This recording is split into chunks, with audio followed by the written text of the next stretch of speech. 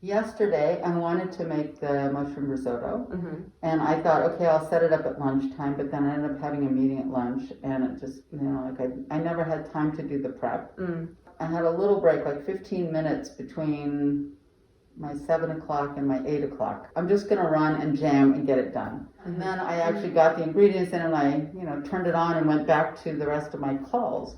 And that was really cool because risotto is a really labor-intense meal, and I am never that patient. And it was awesome because I just, set it up and walked away, and then an hour later it was done and it was delicious. I was like, oh, this is really cool. And plus I had fun telling my colleagues about it. I like cooking, and it was a way when my colleague Manu used it, it looked really interesting because it was a way to discover recipes and not have to really think about them.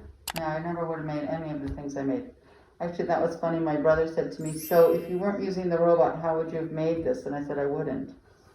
I just wouldn't make pad thai.